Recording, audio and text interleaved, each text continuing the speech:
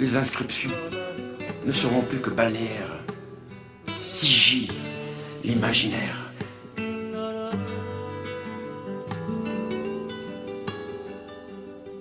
Bonjour et bienvenue dans Sigil imaginaire. Aujourd'hui, notre sujet d'étude sera l'embarras du choix avec Alexandra Lamy et deux trous du cul. Comme l'indique subtilement le titre et l'attitude alarmée de la protagoniste, ce film semble dépeindre la dureté de la vie d'une bourgeoise quelconque, aux prises avec l'indécision. Car oui, le prolétaire est plus rarement indécis, de nos jours c'est un luxe. Mais trêve de gauchiste, notre affiche la colle donc à une série d'images qui met effectivement l'emphase sur ce trait. Mais un brin de perspicacité nous permettra de lever le voile hideux du mensonge et de nous rendre compte que cette dame sait très bien ce qu'elle veut. Un bref coup d'œil à sa mise en pli et aux deux trous du cul en arrière-plan nous permet d'ores et déjà d'affirmer sans l'ombre d'un doute qu'elle privilégie avant tout le pognon. D'un côté, nous avons un chef cuistot dont le col tricolore nous confirme le renom, et de l'autre, un monsieur en costume utilisant un téléphone portatif, signe d'un certain degré d'épanouissement professionnel. La dichotomie de la chose réside dans leur mode de communication. Tandis que l'un est dépeint en train de héler primitivement son interlocuteur éventuel, l'autre fait usage des bienfaits de la technologie de son temps. Le pécule étant, vous l'aurez compris, la thématique commune aux deux trous du cul. Le choix de Chantal est donc purement philosophique. Toute idée de s'accoupler avec un citoyen sous le seuil de pauvreté lui est foncièrement insupportable. Elle a donc bel et bien choisi sa caste. Maintenant, lequel des deux nantis sélectionnera-t-elle ?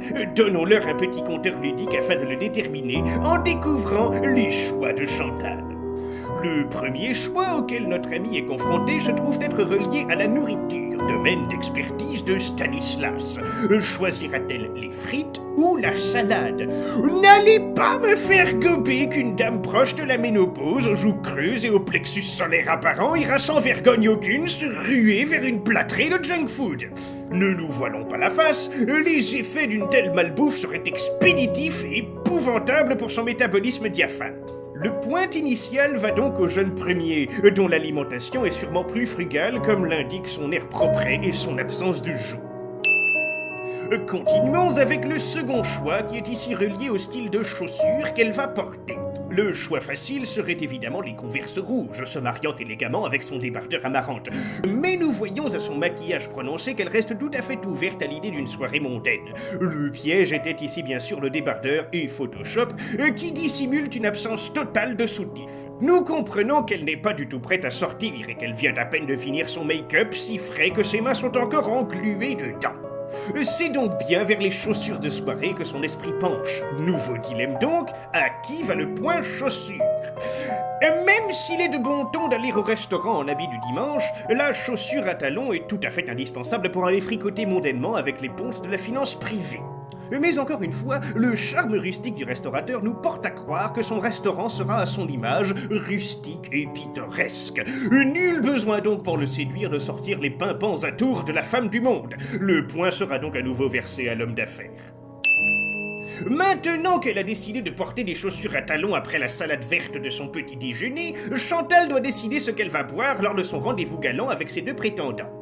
Et cette fois-ci, la question ne se pose pas du tout. Le restaurateur amoureux de la bonne chère et du bien vivre se fera un devoir de lui proposer le champagne. Il en va de même pour le businessman qui se verra offrir une coupe ou deux chez l'ambassadeur de Prusse où ils passeront leur soirée.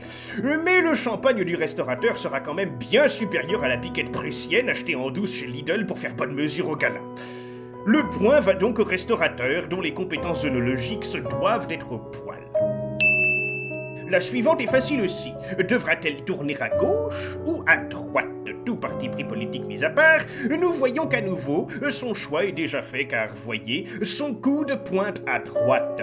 L'on pourra arguer que la pose n'a rien à voir avec une quelconque forme de décision, mais le cerveau humain est une chose complexe, et le moindre geste, tout anodin qu'il soit, peut tout à fait inconsciemment trahir tout un cheminement intellectuel. Le point va donc au jeune premier vers lequel se dirige le coude en question.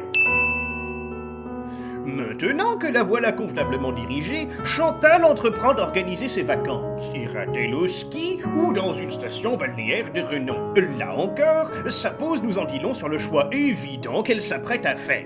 En effet, elle était sur le point de mimer un masque et un tuba avec ses mains quand sa paluche gauche s'est retrouvée empêtrée dans les hectolitres de fixateurs capillaires en aérosol maintenant sa coiffure en place.